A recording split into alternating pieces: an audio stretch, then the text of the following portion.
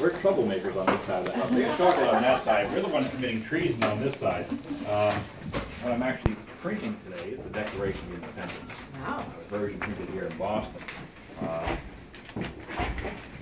Now last I heard you folks who say you were from Connecticut. Yeah. There's some guy that commits a little bit of treason there too.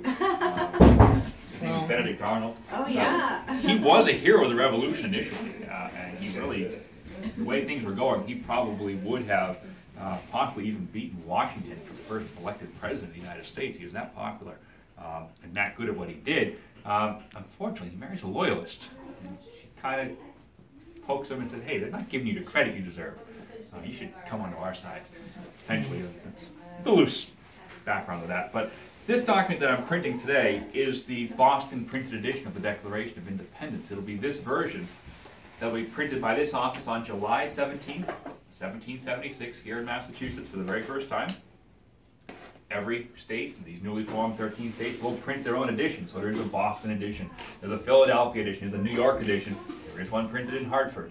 And so these are being circulated out to the public so people know what's going on.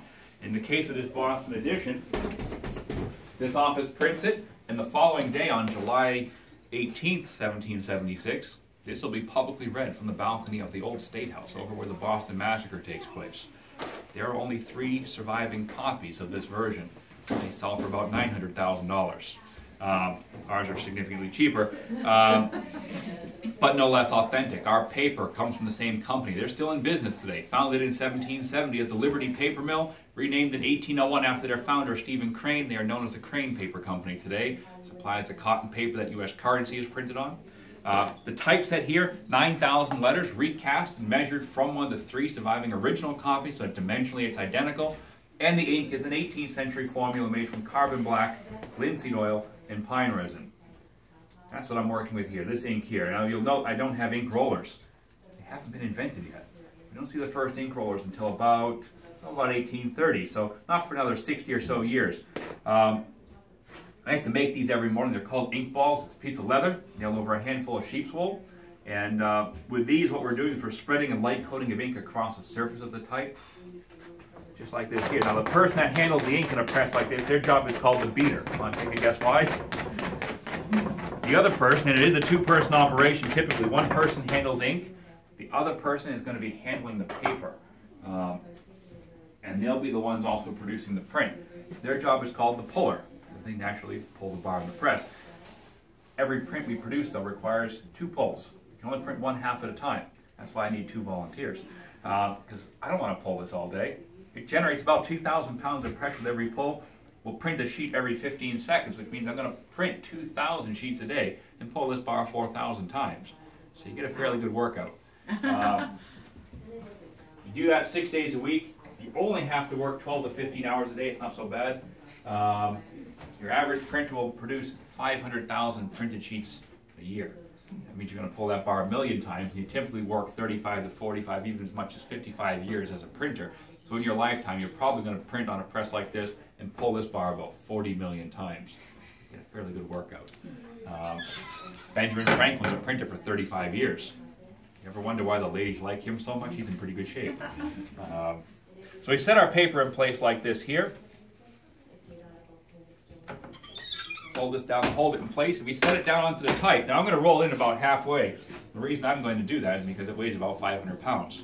I have about 250 pounds of lead type sitting on a 300-pound slab of marble, so it's fairly heavy. We bring it in about halfway, and then what I'm going to have, you're going to come over here and help me out here first. You're going to stand right behind the press, put both hands on the wood here, and you're going to lean all the way back like you're rowing the boat until that touches the edge of the press. There you go. There. All the way back. All the way back. Perfect, just like that. Good. Only 3,999 more times to go. Have you come over here and pull the second one. Same way, all the way back. Perfect, just like that. Now what we should have here, bring this out, is a nice clean copy. Wow. That's actually really Boston Declaration of Independence. You just committed treason, but little treason never hurt anyone, right? As long as you don't get caught. Oh, that's great. Gotta sign that, Chloe. That's your copy. I'm going to have you guys sign the bottom of it. I'm going to roll this one up, and you're going to send it home with you. Wow. The rule, though, for having one right off the press, because the ink does take 24 hours to dry, you gotta leave it rolled up overnight. Because I'm using raised type, it leaves an impression of the letters in the paper. You can actually see it on the back there. The ink sits in the impression, not on the surface. So once this dries, you can actually pull it out of the tube, lay it down flat, and run your hand across the back, and you can actually feel every single letter pressed into that paper. There are 9,126 letters and space in the Declaration of Independence. Don't ask me how I know that. So let's see if I can find a pen here. And what I'll do is I'll have you guys right on the bottom here. Great. And I'll roll that up in a tube and send it home with you. Thank you very much. Thanks so much for stopping in. This is how we're starting revolutions. It's actually quite revolutionary. The technology is remarkable because it changes little in 350 years. From 1450, when Gutenberg starts printing, until 1800, this is it. Nothing changes. That'd be like going to the Apple store today, buying a new iPhone. And for the next 350 years, there's no update, no changes, nothing. The reality of it is, it's obsolete before you walk out of the front door. And Apple and cell phones probably won't exist in 300 years. So the fact that it stands that long with no change, what's even more incredible is that the lead type that Gutenberg develops in 1450 is how we're printing everything well into the mid-1970s, so it'll last over 525 years. Until there's a computer with a word processor, this is it. Wow. So I'll roll this up. Thank you very That's much. the tube for you. Take that with you. Great keepsake.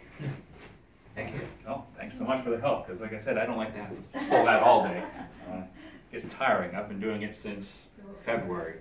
We're getting ready. This is our last day this year. We shut down for January. Oh, really? So we're February, lucky, yeah. huh? Wow. Slip by you guys here, grab the tube. Then you guys will be all set. We do have apprentice contracts, so if you want to get rid of them.